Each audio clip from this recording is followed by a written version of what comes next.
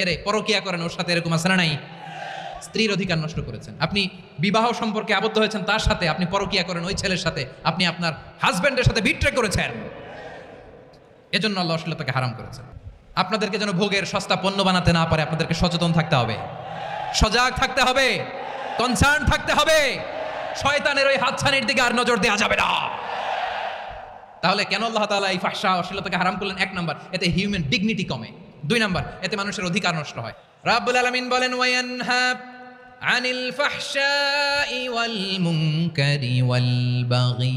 আমি যেমনি তিনটি বিষয়ে আদেশ করলাম, অনুরূপভাবে তিনটি বিষয়ে বারণ করলাম, নিষেধ করলাম।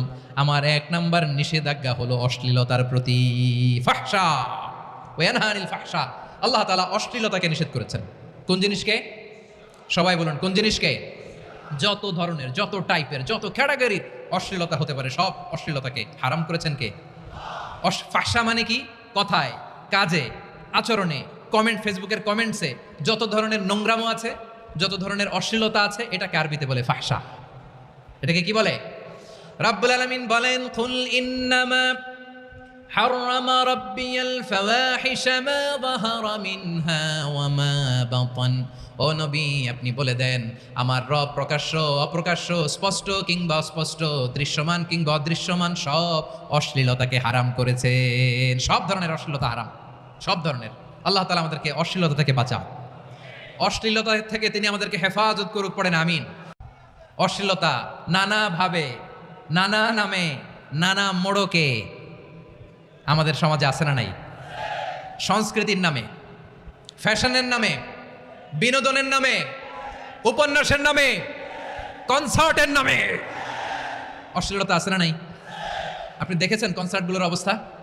এই যে আতিফ আসলাম যে আসছে আমাদের দেশে, তারপর কে কে আসছে, আমাদের তরুণ তরুণীরা, আমাদের যুবক যুবতীরা, আমাদের জেনজিরা, কি অবস্থা ওইখানে? হ্যাঁ, কি অবস্থা? কে বাঁচাবে ওদের? কে রক্ষা করবে ওদের ইমানের, ওদের চরিত্রের হেফাজতের গ্যারান্টি কে দিবে? কনসার্টের নামে অশ্লীলতা আছে না নাই? ছেলে মেয়ে একে অপরকে জড়ায় ধরতেছে, একে অপরকে চুমু খাচ্ছে, প্রকাশ্যে, দিবালোকে, গণমানুষের সামনে। আল্লাহ তাআলা এই অশ্লীলতা থেকে আমাদেরকে বেঁচে থাকতে বলেছেন, বেঁচে থাকতে বলেছেন। রূপালী জগতের নামে অশ্লীলতা আছে না নাই? এই টার্মটা আপনারা জানেন না? রূপালী জগৎ কি জগৎ? আসলে কি রূপালী জগৎ না অন্ধকার জগৎ? আমার বোনেরা, আপনাদেরকে যে কি বলে তারা বুঝায়, রূপালী জগৎ শুনেই আপনি ভরকে যাবেন না।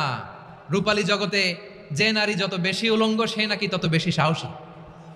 জানেন, বলে এটা একটা সাহসী নারী, খুব সাহসী পদক্ষেপ তার। যত বেশি শরীর থেকে কাপড় নামাতে পারবে, যত বেশি বস্ত্রহীন হয়ে নিজেকে প্রেজেন্ট করতে পারবে, সে নাকি তত বেশি সাহসী। ও আমার চট্টলার ভাইয়েরা, শয়তানের প্রথমে এজেন্ডা ছিল বনি আদমকে বস্ত্রহীন করা। সে আদম এবং হাওয়া আলাইহিস সালামকে নিষিদ্ধ গাছের ফল খাইয়ে তাদেরকে বস্ত্রহীন করেছে। এই জামিনেও সে আমাদেরকে বস্ত্রহীন করতে চাইবে। এই রূপালী জগতের নামে তারা এটা করে। আমার প্রিয় বোনেরা, আপনি জানেন না আপনার দাম কত?